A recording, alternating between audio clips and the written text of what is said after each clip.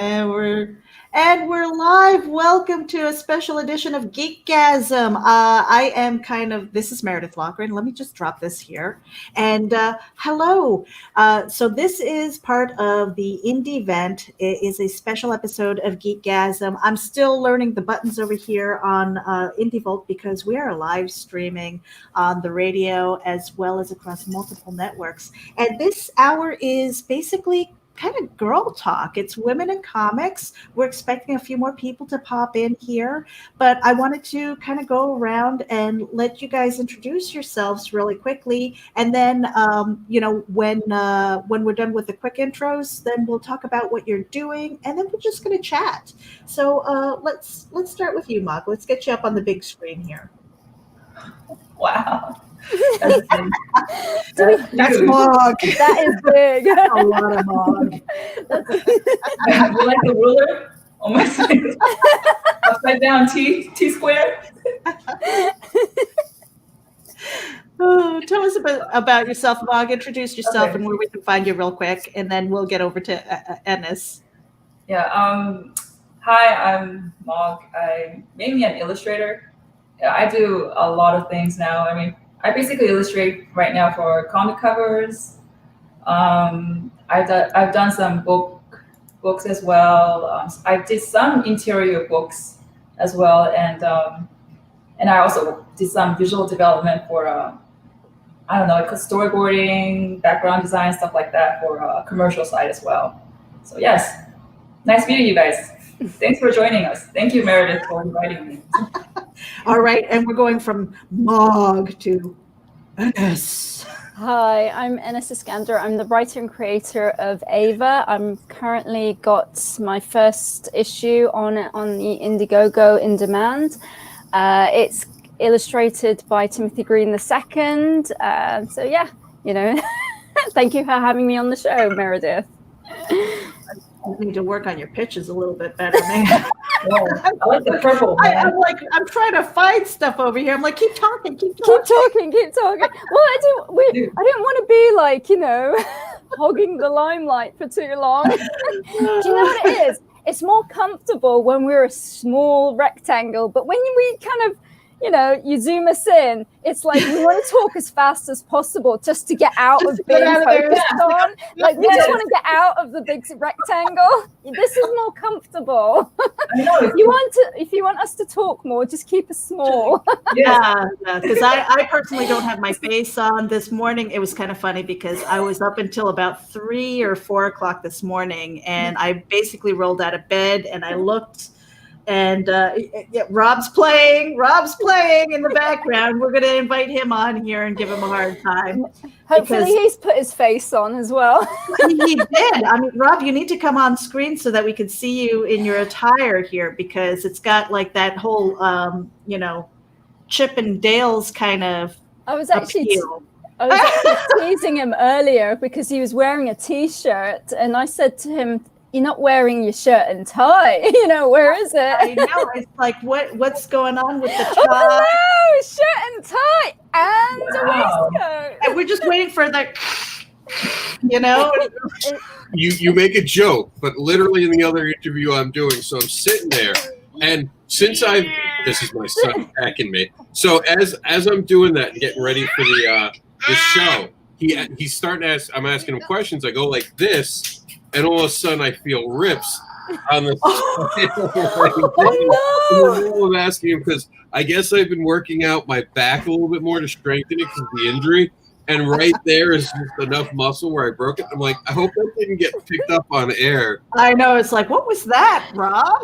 Obviously, you don't have any Velcro fastenings. Yeah, it would have been embarrassing. And that was like, we just got off. Gamal is a great guy, a brilliant mind. You want to sit in a room and you want to be as professional as can be. I'm telling Meredith, I don't get nervous before interviews. That one, I was like, oh no, I'm sweating. I'm like, don't say anything stupid. Don't be stupid. Don't say anything stupid. The first thing when I ask a question, put my arms like this, all of a sudden, really? Like, this is the moment. Okay. But I went on, I did the whole show, even made Jack's popcorn. So it was, but the shirt, yeah, I was wearing a T-shirt. So that's actually technically his show, not mine. All right. And you never go on someone else's show to host. Well, I was just teasing you because, you know, I know you had been told not to wear your vest, which I think is your signature, you know, attire for your shows, you know. Let me tell you, they don't trust Meredith and Ines. They were trying to convince me to come on shirtless today. They were in the back room. They were offering me money. They were like, "No, Rob, come on." I got $1 here somewhere. Mog, it was just unexpected. It was a really hot day, and you just couldn't help but, you know, be mesmerized by the vision. It was very hypnotic. My AC broke, and I continued to be a professional and do a show no matter how hot it was. 87 degrees in my house, literally a water fountain coming down my back. And it was nice because you were like, you know, really taking things seriously. It was purely innocent, you know, you were just really hot and you were just trying to get through that broadcast, you know, and I could tell how uncomfortable the heat was. And everyone's just, you know, we're having a field day. I came this close to opening an OnlyFans after that. But yeah, so I just I really appreciate you guys being here, just kind of chatting. Again, it's girl talk, it's fun, and you're in the comics industry. But I did want to, for those who don't know us and who haven't seen us kind of goofing off in previous broadcasts and things, I want to know about the start, where you got started, because most people that I know, because I come from more prose and, you know, I worked in a newspaper business and I've worked retail and my family had a small business and things like that. So I come up with from a background where comic books wasn't an industry that I even thought was like a real business, but the more that I'm learning about it, I find that it really is, and there's so much to it. And so I'm very excited about starting this process. So I've kind of taken on this, you know, the comic noob thing, because I'm working on my first book, and I'm almost 50, so I'm really excited about that. But Enes, I know that you have a fashion industry background. Yes. Yeah. So I went to art school, and, you know, I always, since the age of 8, I was always illustrating, you know, fashion models, you know, doing the design, the clothing design and the accompanying makeup and everything and the shoes. So I was always like, design was in my blood. So I ended up going to, you know, sort of university to study fashion, and I worked in the fashion industry for 15 years doing sort of different multi-products. Sometimes it was sportswear and other times could be even evening wear. But then what happened was, you know, sort of I had to work from home because the business I was working for sort of closed the office. So I started freelancing in 2012. And then along sort of basically I had the time, I wanted to get back into screenwriting because I did a little bit of writing when I was younger. And I really wanted to get back into it. So I went to the Metropolitan Film School near Ealing Studios, and I did a screenwriting course. And then basically I always had this idea kind of for, like, it was 80s, 90s nostalgia, you know, all the things that I grew up with, you know, and created my own cocktail. You know, I loved, as well as sci-fi movies, I loved dance movies as well.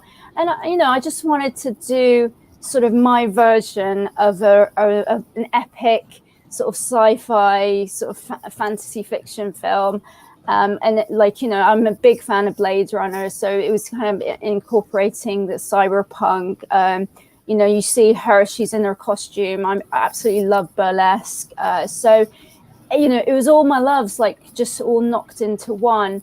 And then, so it was my mentor at the time. He, you know, at the time I was going to the London Screenwriters Festival, and they encourage you not only to write, but to also produce your own stuff and produce your own short films.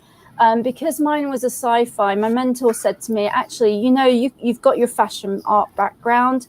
You know, why have you thought about producing a comic? And that way, you know, that you're not restricted to budget. You can go wild with your imagination. and do everything you want to do, especially because the way I write is very sort of visual, and it's very stylized. So so I came up with, you know, loads of mood boards and everything, and I absolutely loved like Aeon Flux when I was watching her on MTV, and I just loved how different she was. She was just not the usual kind of archetype, like female heroine. You know, there was something just different. There was some masculinity to her, and she didn't care, and she was everything that, you know, I wanted to be, sort of thing. And that stuck with me. And when the film came out, Timothy Green did the accompanying graphic novel, and it was through that I contacted him through DeviantArt, and I basically pitched my project to him. And I said, you know, I'm a big fan of Aeon Flux, absolutely loved your work. Do you know any illustrator who is as good as you, or, you know, would you like to work with me? Mm-hmm. So ever since then, you know, we've had a really good relationship that we've basically worked through email and Skype, and, you know, just thrown our project back and forth. And then eventually, you know, it finally got finalized, you know, and here we are. You know, it's on Indiegogo and it's on In Demand. We reached our target, and it's going to be on indefinitely. We're also thinking about issue 2. So yeah, I was actually going to pop this up on the screen for anybody who's got your cell phone. This QR code goes directly to her Indiegogo In Demand, so that if you've missed on Ava, get it now. Get it now while it's in demand. Does it still work if you've got the little picture in the middle? Really? I tested it. I even tested it. So really? So anybody, and we've got Ennis tomorrow, where we're going to be sharing the QR code as well. But this is going to be on the replay. I've got one for Mog too, but we're gonna give we're gonna give the mic over to you and let you talk about some of your illustrations and things like that, because you've got quite an impressive resume yourself. You mean me? Yep. Yeah, you. Me?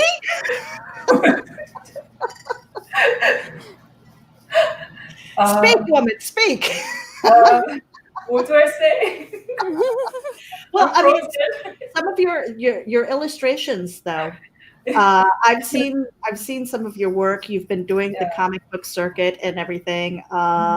You've been drawing. Tell us about the genesis of you as an illustrator. Where did you get your start, and how did you kind of get into comic books? Was it purposeful? Was it accidental? You know, what was your pathway? Okay, so growing up, just like, I guess, Ines and you, Meredith, I think I had an inclination to imagination, but it was very suppressed because I was growing up in a very Asian kind of surrounding, and they don't really, that's not very important. It's just study. You gotta study, you gotta achieve, you know, certain goals, you gotta be practical, you know, all that stuff, right? So I wasn't really exposed to art at all. The only thing that was allowed was like music, because, and, you know, it had to be only classical music, because that served a purpose in some way, because it's good for your brain and stuff like that. So, and ironically, my mom was a child psychologist, so she was really into like child development and all that stuff, you know. And I don't regret any of the education, but it didn't really help me in the art, because I didn't really start really picking up a pencil, believe it or not, until I entered college. Wow. Yeah. So the thing is, when I got to college, I grew up in South Korea. Okay, so Korean system is one of the most ruthless, cutthroat. They kind of compare it with like #1 education, along with the Icelandic people, but this is a very regimental kind of society. So if you fail a college entrance exam, your life is pretty much over. Yeah. And you only have like 3 or 4 slots that you can actually put in.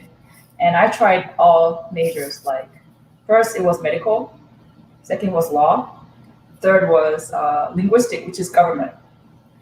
And I failed all three. And there was only one slot left, the fourth one, that you can put in. And I remember when I actually got, at the time there was no internet. I mean, there was internet, but it was cheaper to call by phone and say you failed or not.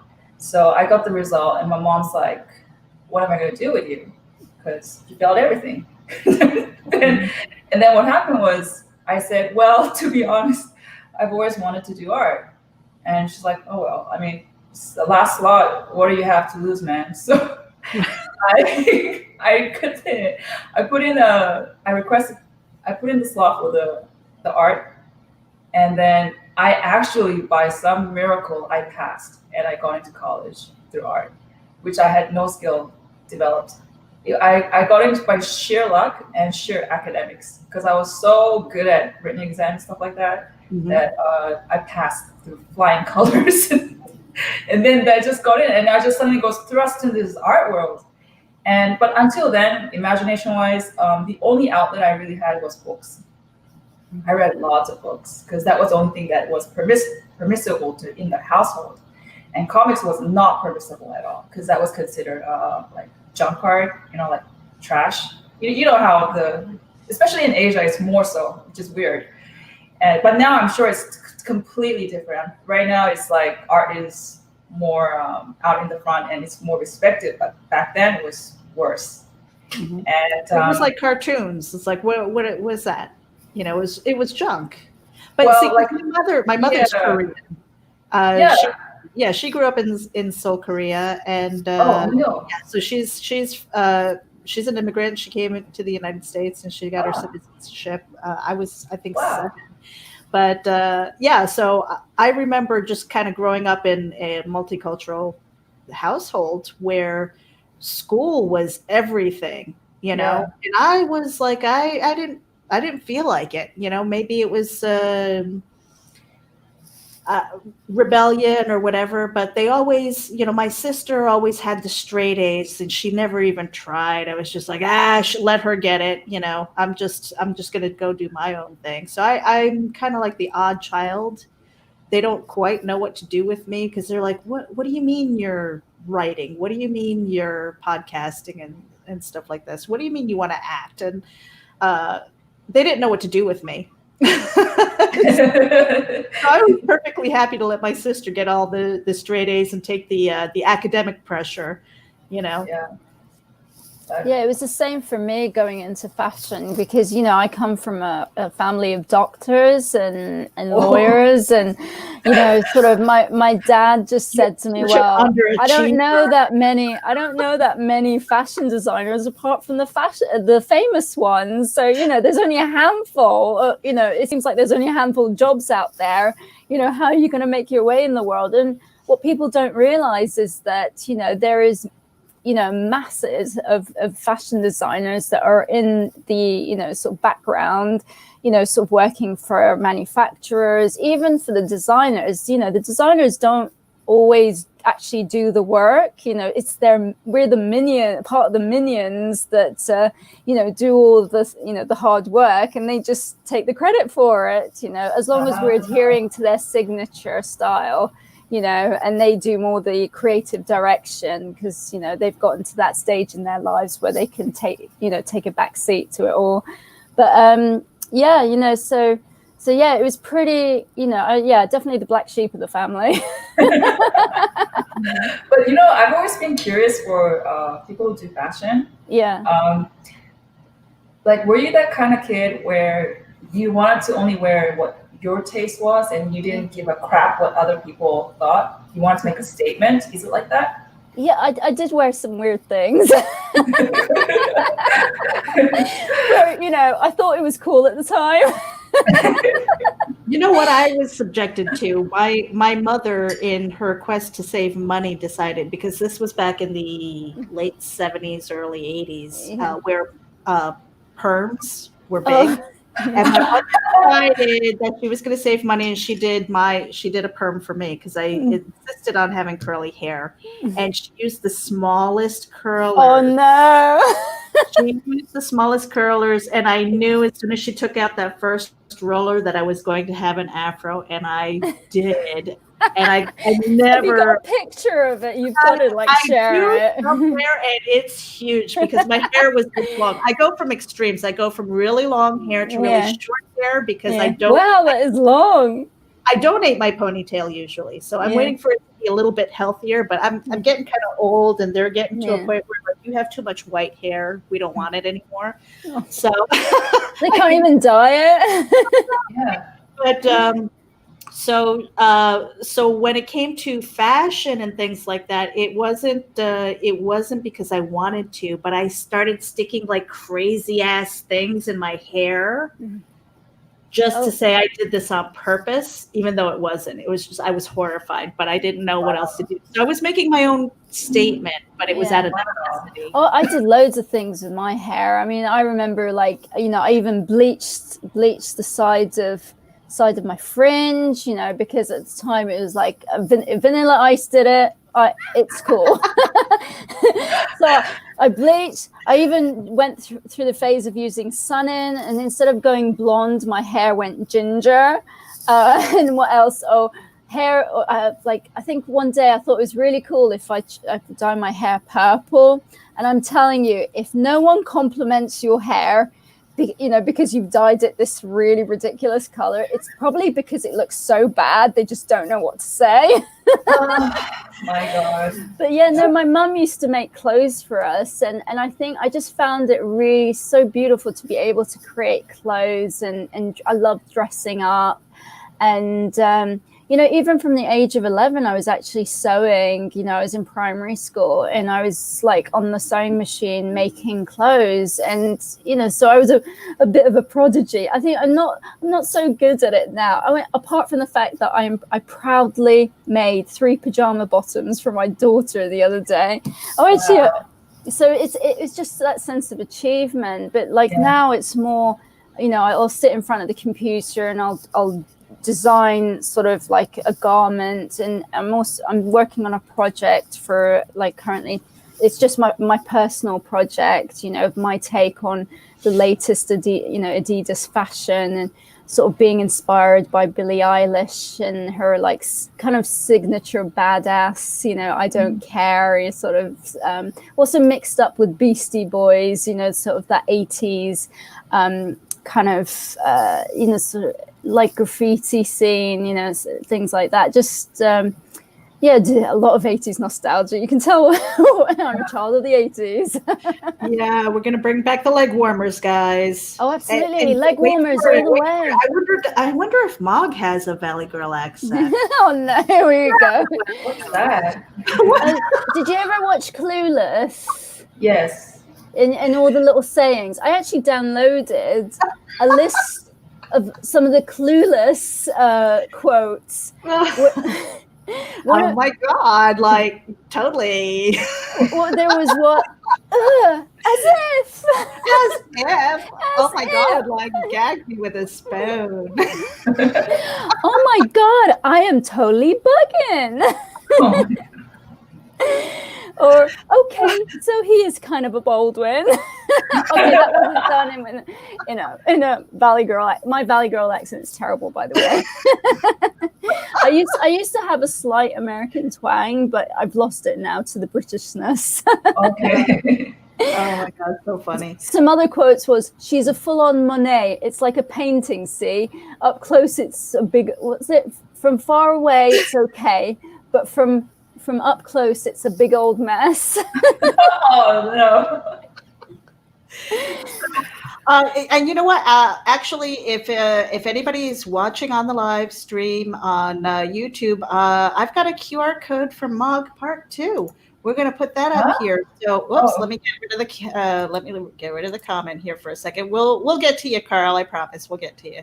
If I can find the comment. I took care of it for you. Thank It's all you. done. So yeah, so this QR code here, that will take you to DeviantArt. Mog, can you are you taking commissions and things like that? What are you doing? Yes, I am taking commissions, but I have a lot of projects, so you might have to wait a bit. If you're okay waiting for the finished product, yeah, please hit me up, man. See, I love this photo of you because I'm like, why so serious? You look so cool in that hat. You Yeah. look really. Thank you. Actually, that was a party I attended. It was an 80s fashion party. See? That is one of the Blues Brothers. And then, yeah, I actually found I went to like Goodwill or something, and because I only had a day to attend to the party, so I just tried to buy like props and everything, and then I liked that hat, so I just plugged it in and I attended. Well, I wanted to thank everybody who's chiming in here over on the chats. We're not going to put everything up on the screen, but Marvi Artwork, thank you. We've got somebody, I think your name is in Russian, so they're saying, how are you guys? Yeah, I think his name is Alexandre. Yeah, it could be. I remember watching like one Russian movie, and I was just like, I can read Russian now. Yeah. No. Pops Banzant, Phil Locklear, thank you guys for tuning in. Glenn Ford, Carl Witzman, Gary Henderson, everybody's saying hello. Thank you guys for tuning in. We're just it's just kind of girls talk. We didn't really have a topic or anything like that, but we just kind of, I love seeing more and more women in the field. I'm finding more, but I feel like I have to dig and find you guys. It's like the gems in the rough, and like come out and sit with us and talk. I know that KRYSTA, she said that she was having some technical difficulties. Otherwise, she would be totally handling the boards here and hosting. But yeah, I mean, where are you guys all hiding? It is actually nice to see. I mean, I didn't realize when I was coming into this, it was initially, I mean, first I was really lucky to find Timothy because I wasn't really part of the Facebook scene, and it's only just like through doing the comic that I've met so many people. And it's also nice to see other female creators in the industry and getting to know them and being part of a family, a sisterhood, because we're in the same boats, and it's nice to sort of hear how other people are getting on, and knowing that there are women out there who are into comics and being creators, and illustrators as well. So it's yeah, I mean, I know it is really hard, and I think maybe there should be more of a forum, sort of to encourage more women to get together. So yeah, I know Pops has done a ladies takeover. It was a bit bless him, it was a bit hair raising for him. And I know that GEEKGASM, that Lola is really trying to get this to be more of a women's forum. Wednesday nights at 9 o'clock, GEEKGASM on Indie Vault. Yeah. But Mog, you've been doing illustrations for a while. I mean, is it mostly men? And the other perception, I guess I want you both to touch on is, do you find that other women creators are kind of catty? Do we tear each other down? Okay, in the industry that I worked on before, it depends on the industry, I think. And like commercial industry, it's very competitive, and it has nothing to do with, I think, women or men. It's because the fewer the choice of the position, it just creates more intense drama, I think.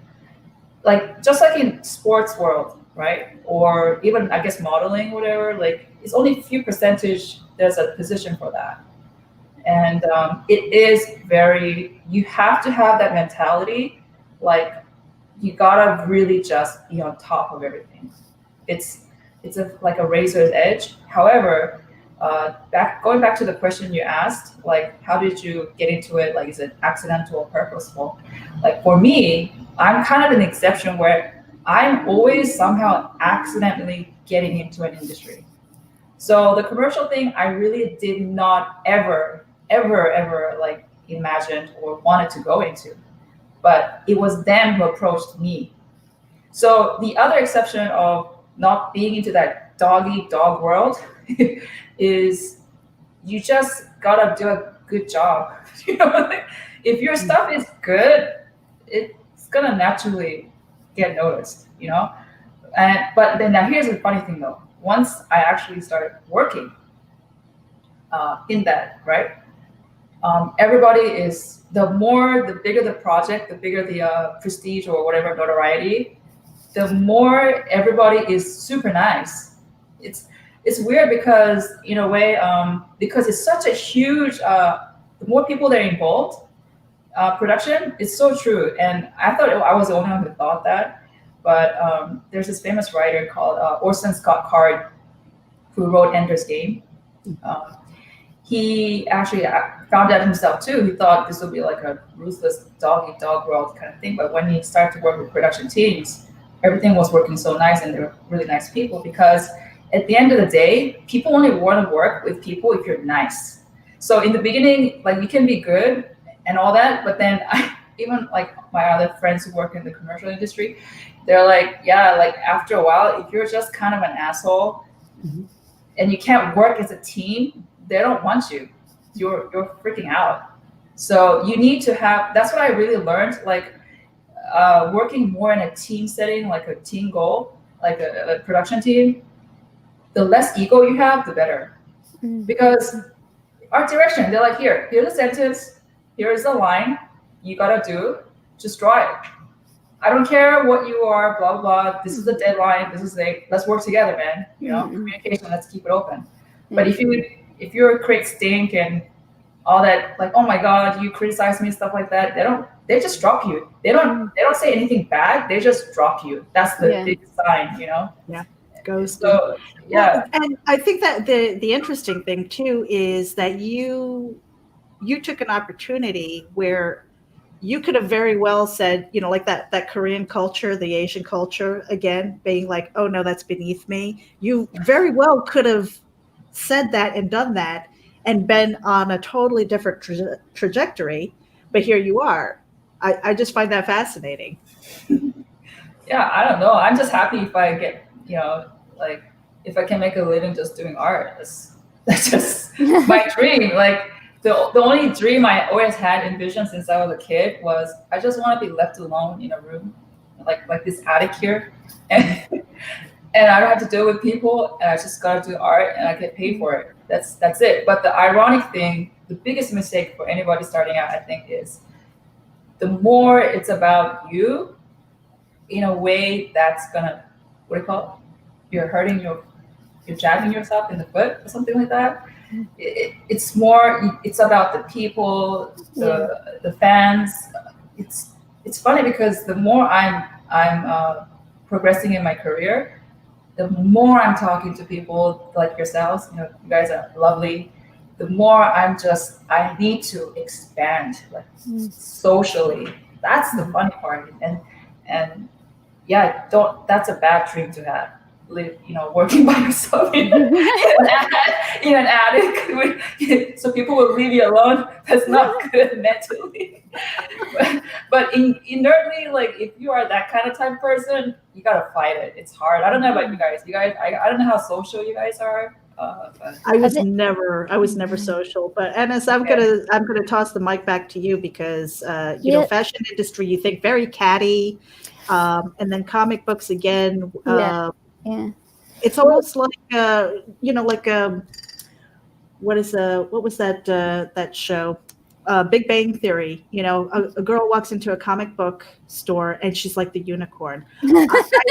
That's kind of changing now. At least I feel that way, and maybe because I'm getting a little bit more involved. But how is it that you feel about that, and what have you kind of witnessed and experienced? Well, I mean, it's sort of, we'll start off with, I mean, with the fashion industry, you know, sort of, it all depended on how good your manager was. You know, I had some bad managers and I had some good managers. The bad managers I found encouraged a pack mentality, and then there'd always be one person in the doghouse being basically ready to be slaughtered. And then you'd have like a good manager where, you know, we were kind of like a team and we worked really well together and nobody had any egos. I mean, like, some of us weren't like best friends, but we got on and we would go to lunch together once a month, you know, and so and that was a really good experience. And so I was always a bit of a loner, you know, growing up, you know, because I really enjoyed sort of doing my art, and I really didn't feel like, why should I have to talk to people when I'm so happy sitting in a room by myself drawing? And it's only as I've gotten older that I realized you can't just do that. You know, you have to interact with people, because sometimes you have days when you're not inspired, or you need to take a break, and being with people actually gives you that inspiration, or like, you know, you sparks a new idea just by talking to somebody, and you're like, oh my God, I didn't see things that way. And also, like, if you're getting your work out there, you know, you really have to talk to people, and also it's not about you, because, you know, especially with bringing out a comic, at the end of the day, it's about you know, catering to your fans, making sure that they're happy with your product, and they're happy with the story, and sometimes they give you feedback, and you respond to that feedback, and it's such a really good relationship. And yes, you know, sort of going back to the unicorn, and I think initially sort of I did, because I just thought, oh wow, you know, like how many other women out there, and am I really a unicorn, you know, sort of in the comic book shop? But I've been to Forbidden Planet in London, and it was like a research trip, and I was really astounded to see that there were like adults, you know, both men and women, just really like spending hours in there, and they were just, I mean, it was an entire basement, massive basement full of comics, and it was just like a wonderland for grown-ups. And so, you know, it just felt like, wow, I feel like I'm at home here with all my fellow freaks. I think that's the impression that I get, like, is like, following, you know, finding my fellow freaks. I love that. Yeah. But like, you know, at the end of the day, we're not freaks at all. You realize you are an artistic, you know, person who's a creative soul, and you're not the only one out there. You know, there are fellow creatives and people who love comics and illustrating as well. So yeah, so I just want to clarify if anybody gets offended by that term. I say it with I embrace it. I don't know. What about you, Mog? Do you embrace the freak? Yeah, I gave up I gave up about 10 years ago, man. I mean, I don't know. Did you guys grow up hearing comments like, "Man, you're weird"? Like, yeah, you're not normal. Like, yeah, all the time. You're not like everyone else, you know, like everyone was getting drunk, and like, you know, you know, you just be happy drawing, and sort of, and they're like, you know, why are you so different? You know, why, you know, and it's, you kind of, before it was like, it really made you feel bad.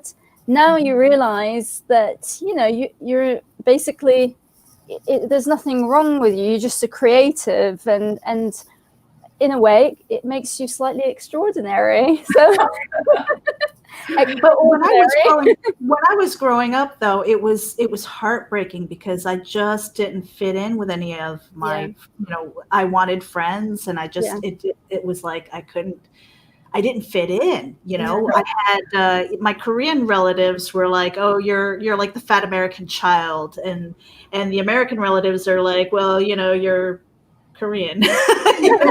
I mean, yeah, and the funny story that I have, you know, and it took me a while to embrace this, but Mog, you know, my name Meredith, the R and the TH doesn't exist in the Korean language. So I mean, like, I think I was in my 30s when I turned to my mother and I realized this with the Korean language. I said, "Mom, what did you call me? Was I the child that shall not be, you know, whose name shall not be uttered? I mean, like, what the hell?" And she's like, and she stopped, and she had to think about it, and she started laughing, and then she told me to get the hell out of her, you know, she's like, "Get the hell off my lawn," you know, like one of those moments. And I was like, "What were you thinking, Mom?"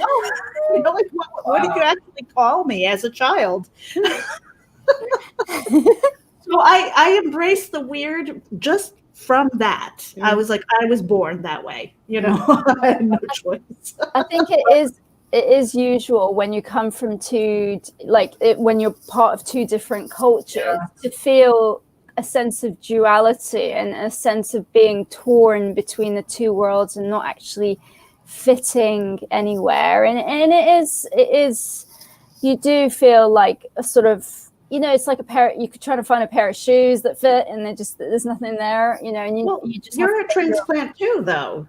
Yeah, you're a transplant to England. Absolutely, because I was born in Baghdad. I came to the UK, when I was 3 years old. I didn't speak a word of English. It was just Arabic. So for me, it was just crazy, that, I remember going to school, and it was kindergarten, and I did not know what people were saying. And then sort of a year later, completely forgot the Arabic. Yeah. Were you guys like bullied at school? Oh yes. Yeah. There was. I grew up. This was 80s England, and there was a lot of racism. So I remember being called a whole lot of different, especially because I was in an area that there wasn't a lot of immigrants. So we really stuck out. So, there were all sorts of words that, I even got called the N-word, which is crazy, and it's now you cannot, there's zero tolerance, for it. And people are a lot more, there's a lot more immigrants now. So there's zero tolerance in schools, for children to behave that way. But yeah, it did really upset me because I hated feeling different to other people. And sort of my mum was a little bit strict.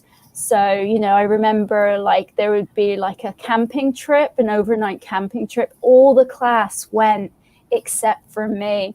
And but the thing is, I managed to get my mum. It's like, well, if you're not going to let me go on this trip, can I have the money? And then we can go shopping, because I want some compensation here. Yeah.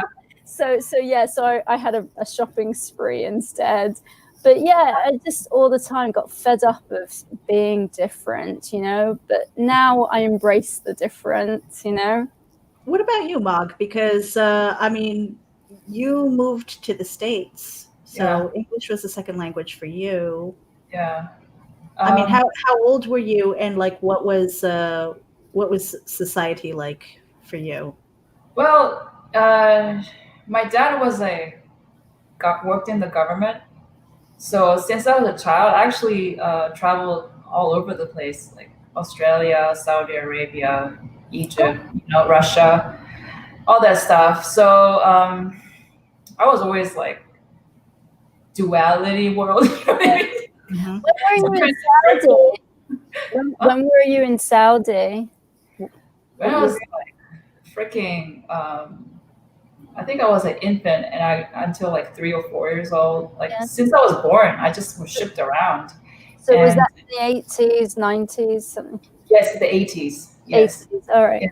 It was pretty harsh. I think it was pretty strict back then. But yeah, I was there from 89 to sort of 94 or something like that. So it was back then. It was really strict. But you were very small, so you didn't get to.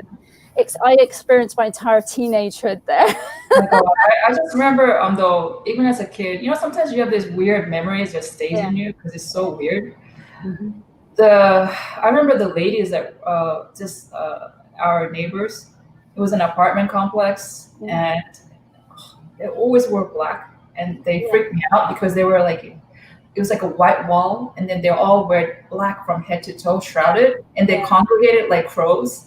Yeah. And it was freaking me out. Like, even as a kid, I was like, man, that's scary. I can see how that plays to your imagination. Have you ever drawn like a nightmarish scenario of that? No, the thing is, I imagine that you would. I don't know. You know what she's going to do tonight. The other point that I want to ask you is like, I didn't really I did get bullied because of racism, but I wasn't aware of it. Like, and once I realized that's how you react, like it doesn't faze you. Like there was one case where I was living in Australia, again in the 80s, so racism was even more prevalent. And it was more like the outskirts of the city. So, you know, countryside people are more, you know what I mean? Right? So when I first went to school, I was the second only Asian kid there. Okay. And the first day I got, and then all these white kids, because of course they're white anyway. So they all suddenly came all the way out. Every single person in that school came out.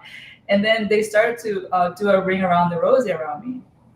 Oh. And they say, they're calling like, you monkey, yellow skin, all that stuff. But the funny thing is, they were all laughing. So in the beginning, my language was not that great. And I was like, oh my God, everyone came to greet me.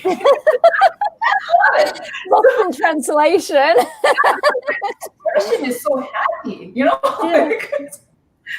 So all I did was, I actually jumped I was like, yes. I was like this.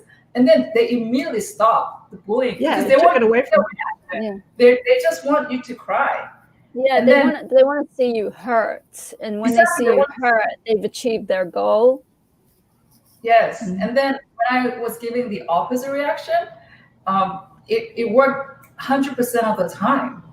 And that's when I learned, like, man, so even to this day, if somebody insults me, I'm like, oh man, thanks. I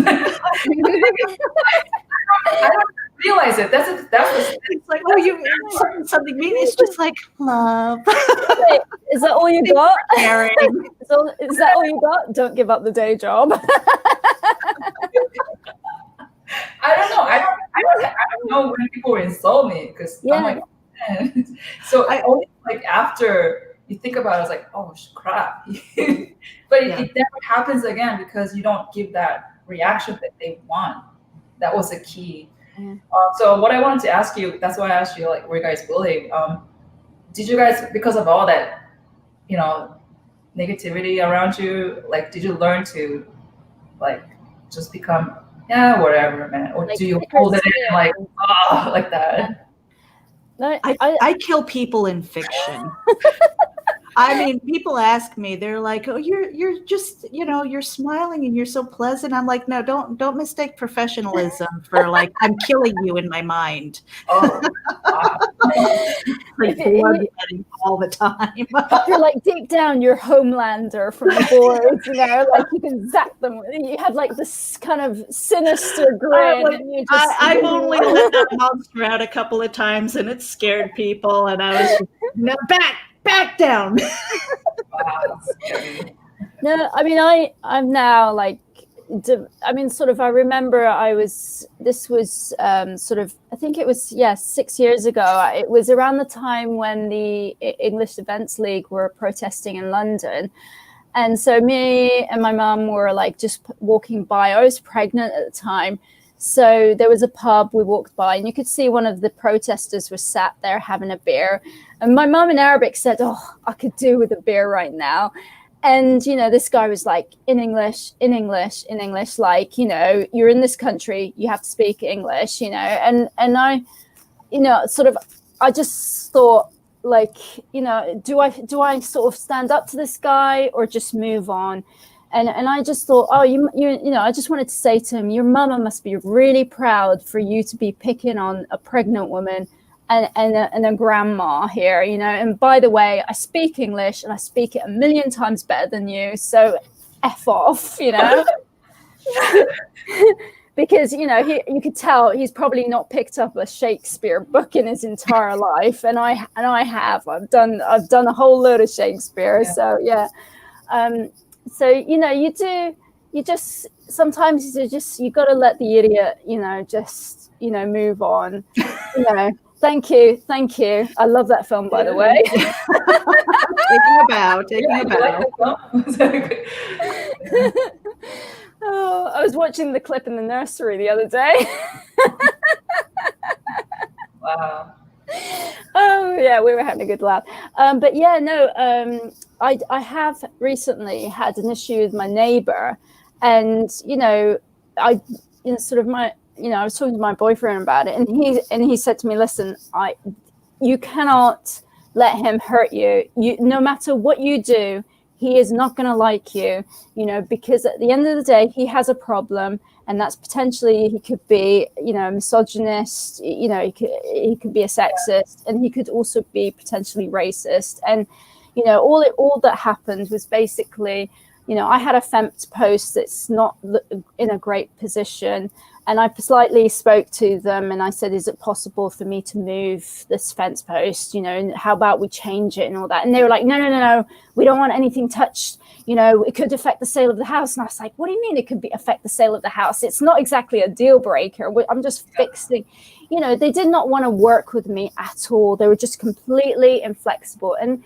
from the day one that they moved in, they just didn't want to talk to me. It was like I had some kind of leprosy, you know. And so what happened was, during the lockdown, their son was playing golf and whacking the ball against the fence. So every minute, we were watching the TV with the windows closed, and we'd hear bang. It was like gunshots, you know. And so I took a video of his grown-up son, who has a child as well. But it was just him and this sort of, I don't know if it was his sister, breaking lockdown rules, by the way. And so basically, the hostility grew. And what happened was, on 2 occasions, they had visitors and they were blocking my driveway. So all I did was I politely asked him to please, I asked the visitor, would it be all right if you could move your car, because I've got a visitor coming and you're blocking my driveway. And straight away, I didn't even finish my sentence. He's like, yeah. And all of a sudden, I just hear my neighbor come out. This is a man, in his early, probably sort of retirement age, 60s, come out and scream, sort of at my kids who are in the living room, assholes, you're assholes. It's like, you want everything perfect, you're assholes. And I thought, I've never in my life ever experienced that. And I felt completely uncomfortable and unsafe in my own home. And then my kids ran up the stairs, saying, "Mummy, the neighbor's swearing at us." And I just thought it was insane. All I did was politely ask his visitor to move his car because he was blocking it. And it was just, to this now, I don't feel comfortable in my own home anymore, because this guy is just he looks like he's about to kill you basically all the time. And so my boyfriend went and had a chat with the missus, because he wasn't around, and just said, basically that was inappropriate behavior. And unfortunately, he came around with his son, basically not to apologize, but also to threaten me as well, because apparently the video that I'd taken of his son, performing his little golf routine, was basically against the law. So are you saying all CCTV is against the law? Just feeding me that BS. So basically, it was a case of I'm apologizing for my behavior, but also going to threaten you as well on top of it. So what can I say? It's you still have to deal with people like that, and I try not to let it get to me so much. I may take Christie's approach and start to produce a comic called well, she's got Demon Bitch, so I'm going to try and find the male version of that. I wish she was in here, because she has a Tony, and I'm recruiting Rob. I'm like, we've got a Rob. So if you need somebody, I'm sure he'll be your your Tony. I can tell you how to handle it in New York. We have a way of dealing with neighbors like that. What you do is you go knock down their door and throw dog shit on their sofa, and you go, the next time you shit on me, I'm gonna come back and do it myself. I want to have a dog do my work. And you walk away. I'm gonna put dog poop through his letterbox. You know what you do? You put it in a paper bag and you light it on fire. So when they're coming out and they're stomping on it. And in the other hand, you have to have peanut butter, and you have to lick the peanut butter on your way out. Don't make me come back. Oh my god.